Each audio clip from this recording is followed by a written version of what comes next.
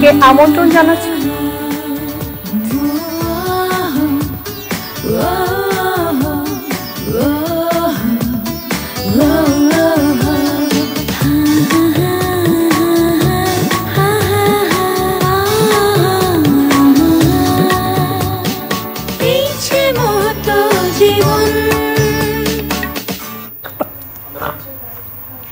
সুপ্রিয় দর্শক, শুভ সন্ধ্যা।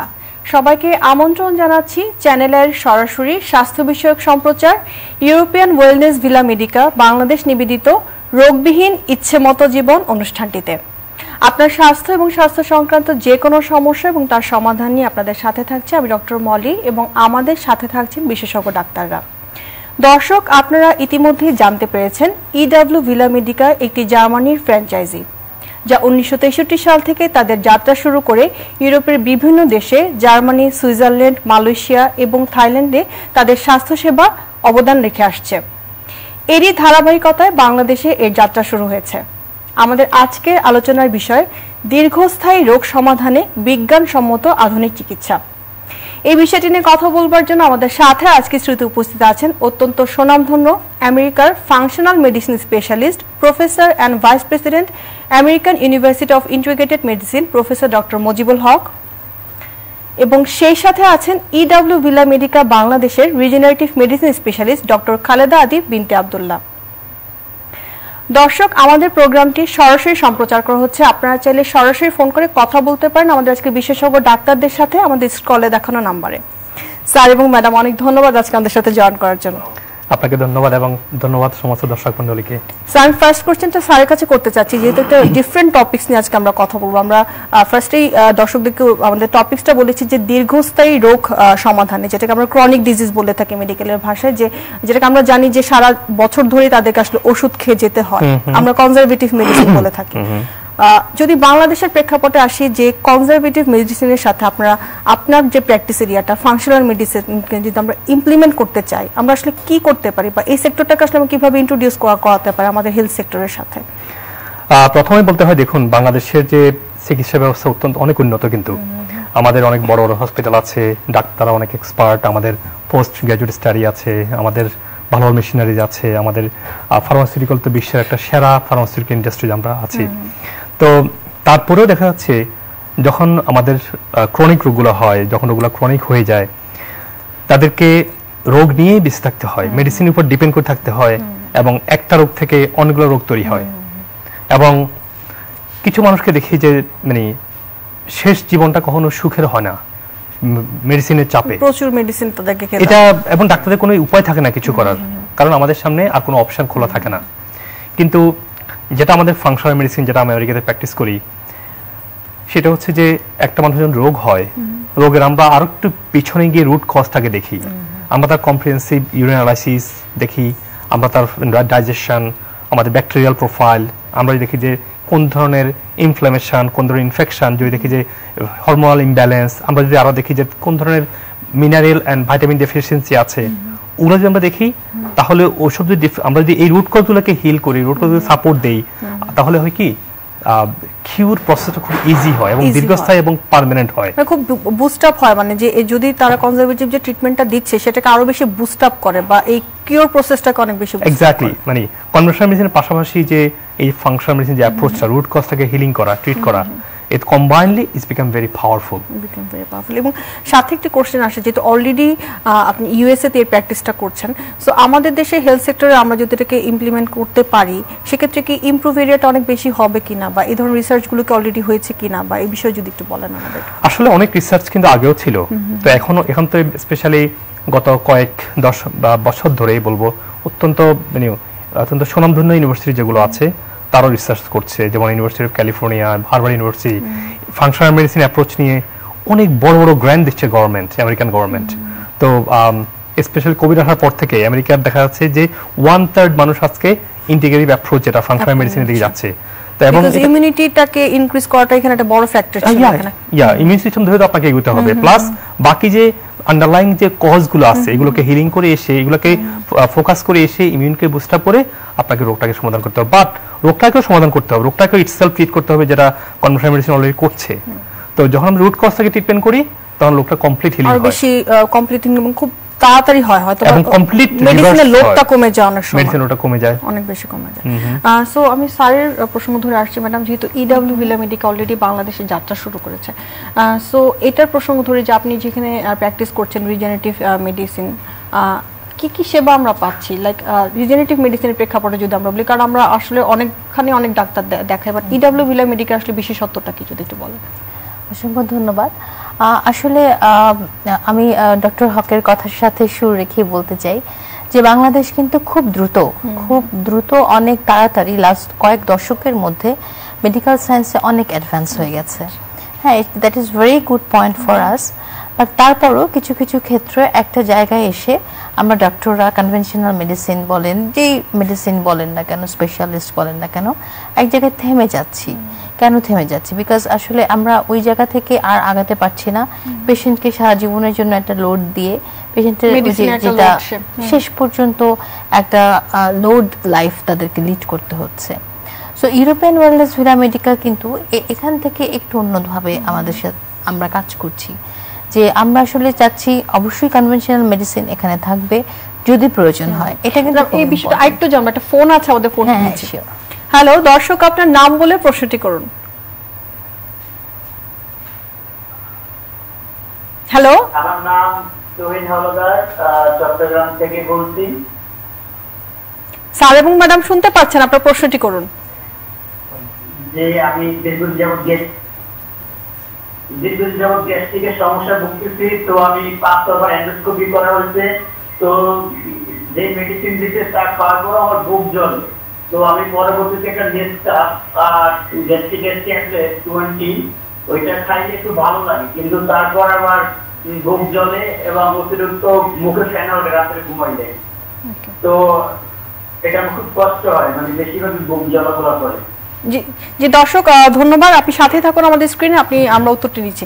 আমি স্যার এবং ম্যাডাম দুজনের কাছ থেকে নিব। আমি ফার্স্ট একটু স্যারের কাছ থেকে নিচ্ছি, যেহেতু পেশেন্টের প্রবলেম, যেটা খুব কমন প্রবলেম আমাদের দেশের প্রেক্ষাপটে, যে আমরা আসলে খুব মশলাযুক্ত খাবার খাই, এটা একটা বড় ফ্যাক্টর, বাট গ্যাস্ট্রাইটিসের সমস্যা, এবং সে নেক্সাম 20 একটা মেডিসিনের নাম বললো হচ্ছে পেন্টোপ্রাজল। এটা তো এই মেডিসিনটা আসলে সে খাচ্ছে, বাট তারপরেও দেখা যাচ্ছে তার এতই বেশি গ্যাস ফর্ম হয়, যেটা হচ্ছে তার রাতের বেলা ঘুমালে পরে ফেনার মতো বা বাবলের মতো ফর্ম হয় মুখ দিয়ে। এই বিষয়টাতে স্যারের মতামত কি থাকবে, যে কিভাবে আসলে আমরা এটাকে ফাংশনাল মেডিসিনের আওতায় এনে ট্রিটমেন্টটা করতে পারি? দেখুন, উনি বলছে যে উনি গ্যাস্ট্রাইটিস বা অ্যাসিড রিফ্লাক্স বা গার্ড বা যেটা হোক না কেন, উনি উল্টো অ্যান্টাসিড মেডিসিন নিচ্ছে। কিন্তু আধুনিক সায়েন্সে আমরা দেখেছি যখন গ্যাস্ট্রাইটিস হয় আসলে পেটের অ্যাসিড লেভেলটা একটু কমে যায়, পিএইচটা বেড়ে যায়। যখন পিএইচটা 3 হিট করে তখনই আমার কার্ডিয়াক স্পিন্ডারে বেরিয়ে গ্যাসটা অ্যাসিডটা বেরিয়ে আসে। তো আমরা ভুল করে মনে করেছি ট্রু অ্যাসিডিটি বেড়ে গেছে, আসলে অ্যাসিডিটি কমে গেছে। তো আমরা কনভেনশনাল মেডিসিনের পাশাপাশি যদি আমরা ইন্টিগ্রেটেড অ্যাপ্রোচ আমরা অ্যাড করি, এখানে দেখতে হবে আমরা টেম্পোরারি যেটা নিচ্ছিল নিবে, কিন্তু লং রান তার অ্যাসিড লেভেলটা বাড়ানোর জন্য যদি আমরা অ্যাসিড যেমন লেবু, যেমন অ্যাপল সাইডার ভিনেগার এটা অ্যাড করি, পাশাপাশি যে ব্যাকটেরিয়াল ইমব্যালেন্স, গাট ফ্লোরা যখন কমে যায়, যখনই অ্যাসিড লেভেল কমে যায় তখন আমাদের গাট ফ্লোরাগুলো মরে যায়, যেগুলো আমাদের ডাইজেশন বা ওভারঅল ব্যালেন্সের কাজগুলো করে। আমরা যদি গাট ফ্লোরাকে ইমপ্রুভ না করি প্রোবায়োটিক দিয়ে অথবা ডাইজেস্টিভ এনজাইম দিয়ে অথবা some kind of fatty acid দিয়ে ইনফ্লামেশনকে বের করে নিয়ে আসি, তখন পেটের যেমন খাম ডাউন হবে, গাট ফ্লোরাটা ভালো হবে, ডাইজেশন ভালো হবে, তখন অ্যাসিড লেভেলটা আবার ব্যালেন্সে চলে আসবে। তাহলে সারা জীবন তাকে এই মেডিসিন খেতে হবে না, বা খেলেও কিন্তু লাভ হচ্ছে না, আর অনেক সমস্যা হচ্ছে। আর স্যার আপনার কাছে আরেকটি ফোন আছে, আপনার উদ্দেশ্যে ফোন করেছেন, ফোনটি নিচ্ছি। হ্যালো দর্শক, আপনার নাম বলে প্রশ্নটি করুন। জি স্যার শুনতে পাচ্ছেন, আপনার প্রশ্নটি করুন। স্যার আমার বয়স 35 ইয়ার্স। আমি যখন রাত্রে ঘুমাতে যাই, যখন স্যার আমার হার্ট বিটটা আমি শুনতে পাই স্যার। অনেক ডাক্তার দেখাইছি, কিন্তু বলে যে আপনার কোনো সমস্যা নাই, এটা আপনার একটু ওয়েট কম, এই জন্য আপনার হার্ট বিট আপনি নিজে শুনতে পান। বলে আপনি যখন ইচ্ছা করেন মাঝে মাঝে আপনি ফ্রেন্ডিক খেয়ে সেদিকে আপনার স্যার ফ্লু পেন্টাক্সল 5 mg আর ম্যালিস্টেক্সেন 10 mg, এটা সম্বন্ধে একটা অবস্থা। আচ্ছা দর্শক, আপনি আমাদের সাথে থাকুন, আমরা উত্তরটি নিচ্ছি। দেখুন, এই যে হার্টবিট শুনতে পাচ্ছেন, এই যে ঘুমানোর পরে এই যে একটা শরীর চিকন হয়ে গিয়েছে, এগুলা দুইটা ইস্যু এখানে ফোকাস করতে হবে। এখানে কনভেনশনাল মেডিসিন যে অ্যাপ্রোচটা, আমরা যদি ইন্টিগ্রেটিভ অ্যাপ্রোচ বা ফাংশনাল মেডিসিনের রুট কজ দেখি, উনি হচ্ছে নিউরোলজিক্যাল ডিসঅর্ডার, এটা হতে পারে lack of vitamin mineral deficiency, could be lack of fatty acid, because বেশিরভাগ সোসাইটি আমাদের সমাজে মানুষগুলো ফ্যাটি অ্যাসিড ডেফিসিয়েন্ট আমরা জানি না, কিন্তু ভিটামিন ডি অথবা ডেফিসিয়েন্ট অথবা ইনঅ্যাক্টিভ থাকে। তো ওনার ক্ষেত্রে যেটা first of all neurological issue, যেটা হার্টবিট শুনতে পাচ্ছে, সেকেন্ড হচ্ছে বাড়িতে তার বাড়ি ম্যাচ নাই, বাড়িতে ওয়েট কমে গিয়েছে। এক্ষেত্রে ভাই আপনাকে যেটা করতে হবে, আপনাকে প্রোবায়োটিক খান, আপনি এনজাইমটাকে ভালো রাখেন, তাহলে কি হবে, আপনার ডাইজেশন হবে, শরীর তার পুষ্টিটা খাবার থেকে নিতে পারবে, তখন আপনি সুন্দর মাসেল গ্রো করবেন। অফকোর্স একটু খালি পেটে এক্সারসাইজ করবেন যাতে করে আপনার ভালো এনাফ হরমোন রিলিজ হয় to do better physiological function. Overall ইনশাআল্লাহ আপনি ভালো ফিল করবেন যদি নিউরোলজিক্যাল ইস্যুকে এবং ডাইজেশনকে আপনি ফোকাস করেন। স্যার অনেক ধন্যবাদ আমাদের প্রশ্ন যে ম্যাডামের কাছে আমাদের কোশ্চেনটা ছিল যে আমরা ইডব্লিউ ভিলাতে আসলে কি কি ধরনের সেবাগুলো পাচ্ছি। সো এটাই বলছিলাম যে আমরা ইডব্লিউ ভিলা মেডিকাতে আসলে আমি খুবই গ্ল্যাড যে ফাংশনাল মেডিসিন প্র্যাকটিস করতে পারছি এবং আমাদের সাথে ডক্টর হক জয়েন করেছেন recently, so it's very blessed for us. So EW Villa Medica আসলে ইন্টিগ্রেটিভ ওয়েতে প্রতিটি ক্রনিক ডিজিজ যেগুলো আছে ওগুলোর কিন্তু সার্ভিস দিচ্ছে। আর সার্ভিস বলতে কিন্তু শুধু ট্রিটমেন্ট না, আমাদের ইডব্লিউ ভিলা মেডিকার যেটা মেইন পয়েন্ট সেটা হচ্ছে diagnosis. So proper diagnosis is very important. So আমাদের এই জন্য আছে BSL-3 ল্যাব, মলিকুলার ল্যাব। এছাড়া আমাদের কিছু জার্মানি অ্যাডভান্স ডিভাইস আছে যার মাধ্যমে যেটা আমরা বলছি যে রুট কজটাকে ডায়াগনোসিস করা। ডায়াবেটিস হয়েছে, কেন ডায়াবেটিস হয়েছে, দেয়ার ইজ সাম ইনফ্লামেশন, কোথায় ইনফ্লামেশন, হোয়াই দ্য ইনফ্লামেশন, এই জিনিসগুলো diagnosis, this is the first step. And the second step is of course detoxification. যদি আপনার বডিতে টক্সিন ম্যাটেরিয়ালস থেকে যায় কখনই আপনি ক্রনিক ডিজিজ হিল করতে পারবেন। এবং ম্যাডাম একটা প্রশ্ন থাকে যে আমাদের আসলে খুব কমনলি দুটো ক্রনিক ডিজিজ আমরা ভুগি, একটা হচ্ছে হাইপারটেনশন আর একটা হচ্ছে diabetes. So in that case যদি অলরেডি ডায়াবেটিসটা হয়ে যায় আমরা সবসময় ধারণা করি নিই যে সারা জীবন ধরেই হয়তো বা তাকে মেডিসিন নিতে হবে। এই বিষয়টিতে আসলে কি আমরা ফোকাস করতে পারছি কিনা বা এটাকে আমরা কি করছি আসলে? আমরা আসলে ওই যে একই কথা যে ডায়াবেটিস একটি ক্রনিক ডিজিজ, ডেফিনেটলি বডিতে কোথাও তার ইনফ্লামেশন আছে। সো আমাকে প্রথমে তাকে ডিটক্সিফিকেশন করে নিতে হবে। কেন ইনফ্লামেশন হয়েছে, ওয়ান্টেডলি অথবা আনওয়ান্টেডলি আমরা বিভিন্ন টক্সিনস এভরিডে কিন্তু ইনহেল করছি, থ্রু ফুড হতে পারে, থ্রু এনভায়রনমেন্ট হতে পারে, হ্যাঁ, যারা স্মোকার আর যারা অ্যালকোহলিক তার মাধ্যমে হতে পারে।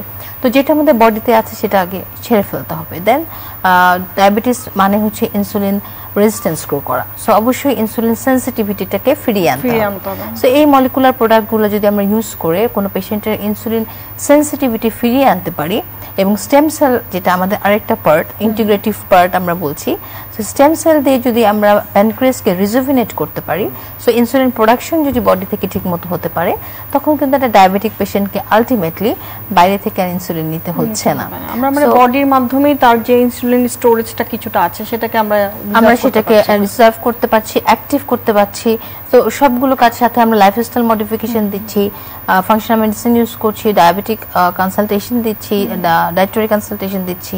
সো এই জিনিসগুলো কিন্তু খুব ইম্পর্টেন্ট। সো একটা ছাড়া আসলে এখন একটা মোমেন্টে এসে আমার মনে হয় অনেক ডক্টরই, ইভেন আমাদের সাথে খুব সারপ্রাইজিংলি অনেক ইয়াং ডক্টরও জয়েন করছে যে they really want to cure the people, হ্যাঁ, ফ্রম দ্য রুট কজ, যে একটা জায়গায় যে থেমে যাওয়া, ওই থেমে জায়গাটা না থেকে যেমন এই বিষয়টা আমরা একটা উদাহরণ বলি যে আসলে হয় কি যে যেমন এটা বাকেটে যদি অনেকগুলো পোর থাকে আমরা যদি পোরগুলোকে কারেক্ট করে চেষ্টা করি আমরা কখনোই শেষ করতে পারবো না। If we don't stop the tap, so ট্যাপটাকে স্টপ করাটা খুবই গুরুত্বপূর্ণ। সো তখন আমাদের ওই পোরগুলোকে অবশ্যই রিমুভ রিপেয়ার, হ্যাঁ, এটা ইজি হবে অনেক।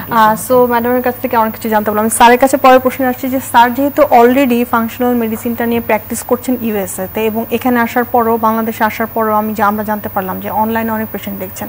সো এই ফিডব্যাকগুলো স্যার কি থাকে যে যেহেতু অলরেডি এটা একটা নতুন এরিয়া অফ ওয়ার্কিং, সো এই বিষয়গুলোর ফিডব্যাকগুলো কেমন আসছে যে পেশেন্ট আসলে কতটুকু স্যাটিসফাইড বা আপনি পেশেন্টদেরকে ট্রিট করে কতটুকু স্যাটিসফাইড হচ্ছেন?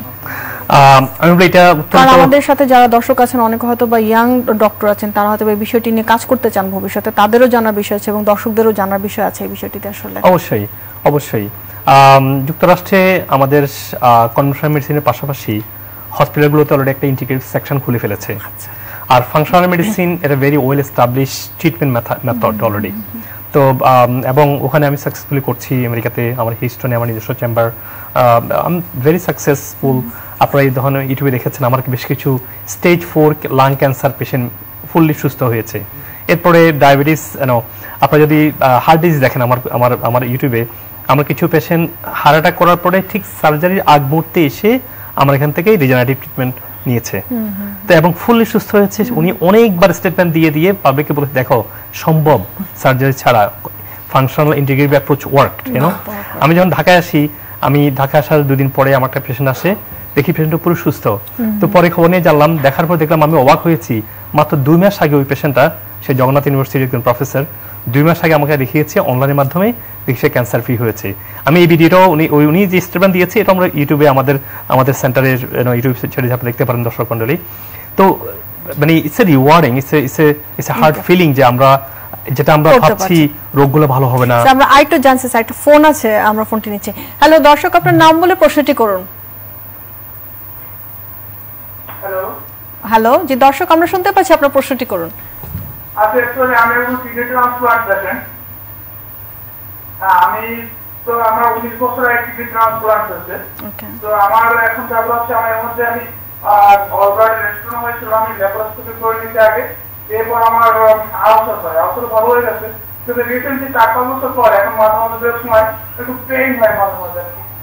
এটা আমি ম্যাক্স করে খাচ্ছি, অ্যান্টিবায়োটিক লিকুইড খাচ্ছি, এমনিতে অন্য গ্যাস্ট্রিকের কোনো কি খাই না। এরকম মেনলি প্রবলেমটা এখন কদিন ধরে আগে ছিল না, 3-4 বছর আগে ছিল। এখন রিসেন্টলি প্রবলেমটা হচ্ছে ওই গ্যাস্ট্রিক একটু মাঝে মাঝে ব্যথা হয় আর কি, রাতের দিকে।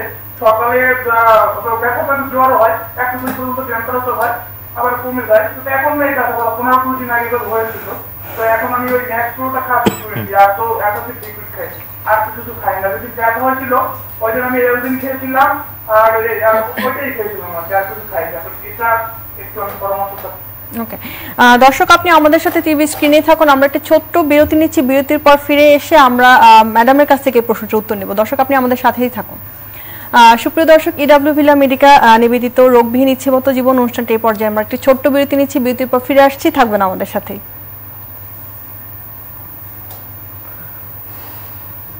প্রশ্ন যেগুলো ছিল ওগুলো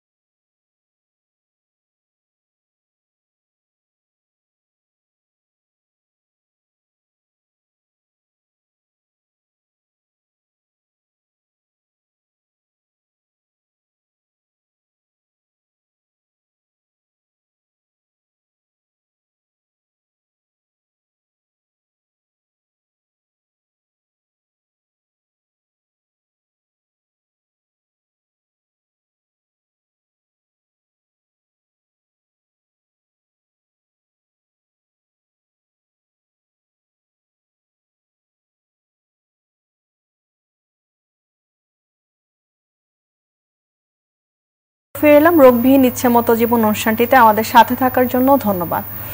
দর্শক, বিরতিতে যাবার আগে একটি প্রশ্ন করেছিলেন, প্রশ্নের উত্তর আমরা এখন নিচ্ছি ম্যাডামের কাছ থেকে। ম্যাডাম, প্রশ্নটি ছিল যে তার গ্যাস্ট্রাইটিসের সমস্যা ছিল এবং তার গল ব্লাডার স্টোন ছিল, সেটার অপারেশন সে করেছে, এবং আলসার ছিল সেটাও কিছুটা কিওর হয়ে গেছে, বাট তারপরেও গ্যাস্ট্রাইটিসের জন্য তার মাঝে মাঝে পেইন হয় এবং সেটার জন্য সে মেডিসিন নিচ্ছে। সো এই বিষয়গুলোতে, এবং তার বয়স হচ্ছে 19, কিডনি ট্রান্সপ্ল্যান্টও তার হয়েছিল, সো অনেকগুলো বিষয়ের মধ্যে দিয়ে সে গিয়েছে। সেক্ষেত্রে তার বয়স যেহেতু কম, সে কি আগের মতো নর্মাল লাইফ লিড করার জন্য সে রিজেনারেটিভ মেডিসিন বা ফাংশনাল মেডিসিনের শরণাপন্ন হতে পারে কিনা এই বিষয়টা?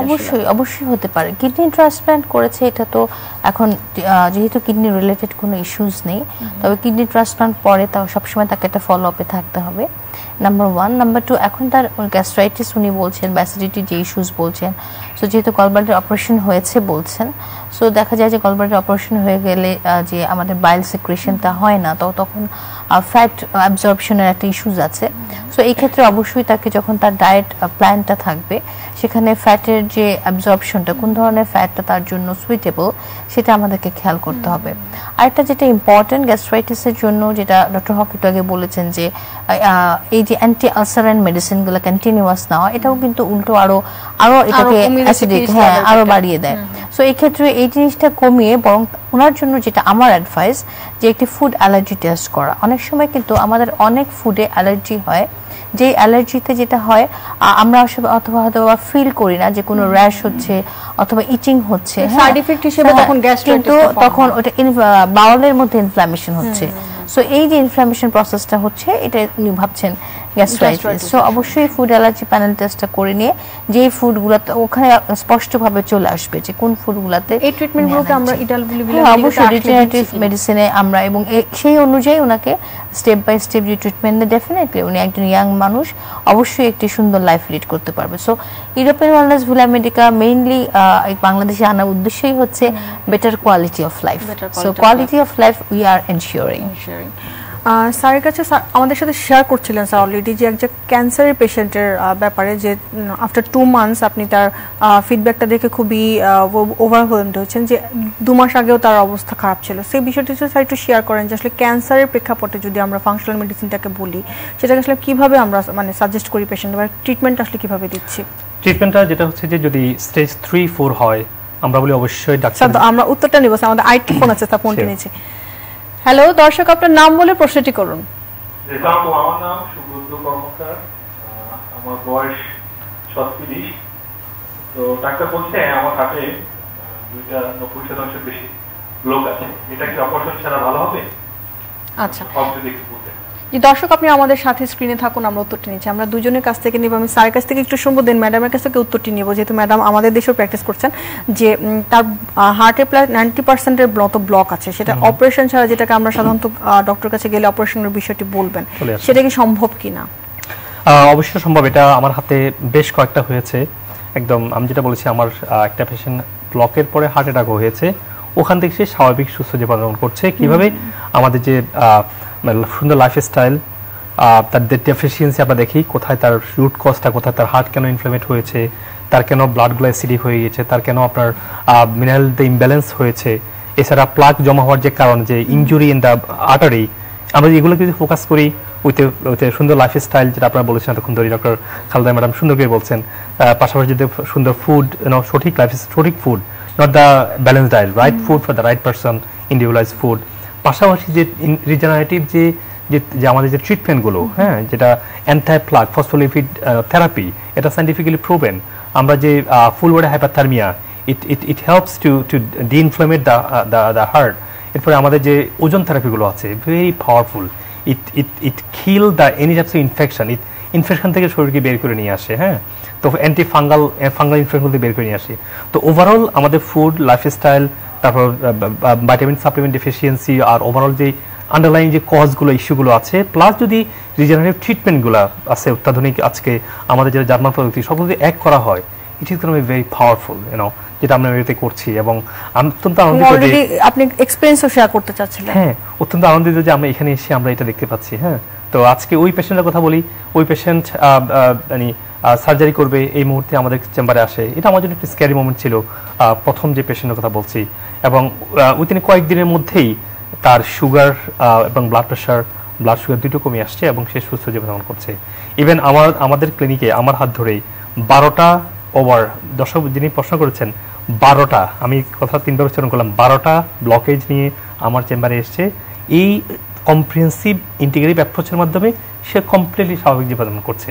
এবং আর ঢাকায় এসে দেখলাম 2 মাস আগে যে পেশেন্টটা আশা হারিয়ে ফেলেছেন, জগন্নাথ ইউনিভার্সিটির প্রফেসর, আমি যেটা বলছি, উনি যে কি করেছে, উনি একইভাবে আমাদের যে ইন্টিগ্রেটিভ ট্রিটমেন্টগুলো করেছে। আমি তো আমেরিকাতে ছিলাম, আর এখন করতে চাচ্ছিলাম আপনাকে যে আমেরিকাতে তো আসলে আমরা সবসময় জানি world most developed country, so আমাদের দেশ স্টিল ডেভেলপিং। সো আমেরিকায় যে ট্রিটমেন্টটা সম্ভব হয়েছিল এই ব্লকেজগুলোকে ঠিক করে বা আগের অবস্থায় রোগীকে ফেরানোর জন্য, বাংলাদেশে কি সেটা ইডব্লিউ ভিলা মেডিকা বা এখানে কি আমাদের পসিবল কিনা, যদি আমরা সেই মেশিনারিগুলো আনি বা সেই ধরনের সাপোর্টটা যদি আমরা আনতে পারি, সেটা কি পসিবল কিনা, বা এটা কিভাবে আমরা পসিবল? আসলে not only possible, this is now fact. আমি এটা আমার জন্য একটা স্বপ্নের বাইরে ছিল যে বাংলাদেশের আমরা কি পারবো যে মেডিসিনের পাশাপাশি যে একটা সাপোর্ট, একটা জিনিস দরকার ছিল মানুষের কমপ্লিট হিলিং এর জন্য। এবং আমি দেশে দেখছি এটা বাস্তবতা। এবং এখানে যে মেশিনারিজগুলো সম্পূর্ণ জার্মান প্রযুক্তি। আমি প্রথম এসে দেখলে বললাম যে আপনাদের যে মেশিনগুলো আছে দুটো system, I talk to her like যে দুটো মেশিন আছে যেটা আমাদের আমেরিকাতে আমরা এই লেভেলের মেশিনগুলো আমরা পাইনি। তখন দেখতে পেলাম যে আসলে আমাদের যে আমেরিকার যে মেশিনগুলো জার্মান থেকেই ইউরোপিয়ান কান্ট্রিগুলো থেকে আসছে, হ্যাঁ, এই পদ্ধতিগুলো, এই ফাংশনাল রিজেনারেটিভ ট্রিটমেন্টগুগুলো। তো আই এম গ্ল্যাড দ্যাট ঢাকাতে এটা আমরা পাচ্ছি। আসলে বাংলাদেশের জন্য এটা একটা বিশাল I get very excited when I talk about that. I'm glad that you remember that. আমাদের আইটি ফোন আছে, আমরা ফোনটি নিচ্ছি। হ্যালো দর্শক, আপনার নাম বলে প্রশ্নটি করুন। হ্যালো জি দর্শক, আপনার নাম বলে প্রশ্নটি করুন। আমার নাম কুসুম, উত্তরা থেকে বলছি। জি উত্তরা থেকে বলছি। আমার আজ 15 থেকে 30 বছর ব্যাগ থেকে সমস্যা। আমার ওই যে মানে এখন আজকে 2 বছর হয় আমার চারের বাম সাইডে অনেক চলতেছে, মানে আমি এক গ্লাস পানি খেলে আমার বাম সাইডে জ্বলে। ঠিক আছে দর্শক, আপনি আমাদের সাথে স্ক্রিনে থাকুন, টিভি স্ক্রিনে আমরা উত্তরটি নিচ্ছি। আমরা এই ধরনের প্রশ্নটি ছিল বারবার, আসলে বিষয়টি কি যে এই বিষয়টি তো বাংলাদেশে মানে খুব কমন একটি প্রবলেম, ডায়াবেটিস এবং ডায়াবেটিস তো ইটস এ ডিজিজ, কিন্তু অ্যাসিডিটি বা গ্যাস্ট্রিকের সমস্যা যেটা বারবার দর্শক অ্যাড্রেস করছেন, খুব কমন একটা ইস্যুস। এটা কিন্তু অনেকখানি লাইক সাইকোলজিক্যাল, হ্যাঁ, যে আসলে কেন গ্যাস্ট্রিক হচ্ছে বা কেন গ্যাস্ট্রাইটিস কেন হচ্ছে। Gastritis is a different thing, it's a inflammation of stomach. So এখানে অ্যাসিডিটি ফরমেশনের কোনো ইস্যুস নেই। সো এই দুটো কিন্তু টোটালি দুটো ডিফারেন্ট এরিয়া, বাট আমরা আসলে কম্বাইন করে ফেলি। এবং এই ধরনের কোনো সমস্যা হলে, কিছু ব্লোটিং বা হজমের প্রবলেম, কনস্টিপেশন কিছু হলেই আমরা দেখা যাচ্ছে যে অ্যান্টি আলসারিন নিয়ে নিচ্ছি, হুইচ ইজ ভেরি ব্যাড, যেটা আমাদের রেজিস্ট্যান্স গ্রো করছে। সো এইসব ক্ষেত্রে অবশ্যই আমি দর্শকের জন্য বলতে চাবো যে আপনার পানি খেলেও পেটে ব্যথা করছে, সো এটা আসলে অ্যাসিডিটির কোনো লক্ষণ না। সো অবশ্যই আপনাকে একটা প্রপার ডায়াগনোসিসে যেতে হবে যে আসল ইস্যুসটা কি, কারণ দীর্ঘদিন 20 ইয়ার্স বলছেন উনি, যতদূর আমার মনে আছে, ইটস এ লং টাইম ধরে যদি আপনি ইনডাইজেশন প্রবলেমে ভুগেন, it means there is something inflammation or anything else, a chronic something. So you have to come over, আপনাকে ডক্টর দেখাতে হবে। এবং রিজেনারেটিভ মেডিসিন শুধু বলছি না, রিজেনারেটিভ, ফাংশনাল, কনভেনশনাল, আপনার লাইফস্টাইল, ডায়েটারি মডিফিকেশন, কমপ্লিট একটা সলিউশন ইউনিট এই পেশেন্টের অবশ্যই দরকার আছে। আমি ম্যাডামের কাছে এখন আসছি একটা ইম্পর্টেন্ট টপিক। ম্যাডাম ফার্স্টে আপনি বলছিলেন যে স্টেম সেলের বিষয়টি, যদিও এটা আমাদের ডক্টর ট্রেন থেকে একটা কোশ্চেন, বাট তারপর আমি জনসাধারণের জন্য বলতে চাচ্ছি যে স্টেম সেলের বিষয়টি নিয়ে আসলে কিভাবে কাজ করছে মানে ডাব্লিউ ভিলা মেডিকেল। আসলে দেখুন, স্টেম সেল ব্যাপারটা নিয়ে অনেকের আমাদের মধ্যে অনেক ধরনের কন্ট্রোভার্সি আছে। সো এটার জন্য আমাদেরকে একটু নলেজটাকে একটু ব্রড করতে হবে। তো স্টেম সেল আসলে বিভিন্ন রকম, হ্যাঁ, কিছু স্টেম সেল সবাই মনে করে যে নিজের শরীর থেকে যেই স্টেম সেলটা নেওয়া হয় সেটাই মনে হয় বেস্ট। সো এখানে একটা কনফিউশন আছে। Stem cell indication for different diseases. So কোন ডিজিজের জন্য কোন স্টেম সেল ইজ ইম্পর্টেন্ট, সবসময় নিজের বডির স্টেম সেলটা ইজ নট ইন্ডিকেটেড। কখনো কখনো হতে পারে যে প্লাসেন্টা স্টেম সেল, কখনো আম্বিলিক্যাল কর্ড, আবার কখনো আমরা জেনোজেনিক করি, অর্গান স্পেসিফিক স্টেম সেল। এগুলো কিন্তু প্রচণ্ড অ্যাডভান্স কিছু টেকনিক, টিস্যু ইঞ্জিনিয়ারিং মাধ্যমে আমরা এগুলো করছি। সো এই স্টেম সেলগুলো ইউরোপিয়ান ওয়েলনেস ভিলা মেডিকায় আমরা স্পেসিফিক ডিজিজের জন্য যার যেটা দরকার ইন্ডিভিজুয়াল সেভাবে আমরা প্র্যাকটিস করছি। আর আমাদের সময় একদমই স্বল্পতা আছে, সো আমাদের আজকের প্রোগ্রামটি আমরা এখানে শেষ করব। এবং স্যারকে অনেক ধন্যবাদ আজকে আমাদের সাথে জয়েন করার জন্য, এবং সুদূর আমেরিকা থেকে আমাদের সাথে এসে স্যার জয়েন করেছে। স্যার অনেক ধন্যবাদ আজকে আমাদের সাথে স্টুডিওতে এসে জয়েন করার জন্য। My pleasure and thank you very much. এবং আমাদের দর্শক আপনাদের উদ্দেশ্যে বলছে, আমাদের আজকের ডক্টররা যারা আমাদের সাথে ছিলেন তাদেরকে আপনারা সামাজিক যোগাযোগ মাধ্যমে সার্চ করতে পারেন। ফেসবুকের ফ্যান পেজে ডক্টর খালেদা আদিব বিনতে আব্দুল্লাহ দিয়ে সার্চ করতে পারেন আমাদের ম্যাডামকে, এবং ইউটিউবে ডক্টর খালেদা আদিব, এবং সেই সাথে ব্লগে drkhaleda.com দিয়ে সার্চ করতে পারেন। এবং স্যারের সাথে যোগাযোগের জন্য আপনারা ফেসবুক ফ্যান পেজে ডক্টর হকস চেম্বার ইউএসএ দিয়ে সার্চ করতে পারেন, এবং সেই সাথে ইউটিউবে ডক্টর হক এনডি পিএইচডি দিয়ে আপনারা সার্চ করে স্যারকে পেতে পারেন। দর্শক, আমাদের আজকের যে বিষয়টি ছিল যে দীর্ঘমেয়াদী রোগ এবং তার চিকিৎসায় বিজ্ঞানসম্মতভাবে আমরা কি করতে পারি, এই বিষয়টি নিয়ে আশা করি দর্শক আপনারা অনেক কিছু জানতে পারলেন এবং উপকৃত হয়েছেন। আবার দেখা হবে আগামী পর্বে, ততদিন পর্যন্ত অপেক্ষায় থাকুন, সুস্থ থাকুন এবং অবশ্যই ভালো থাকুন।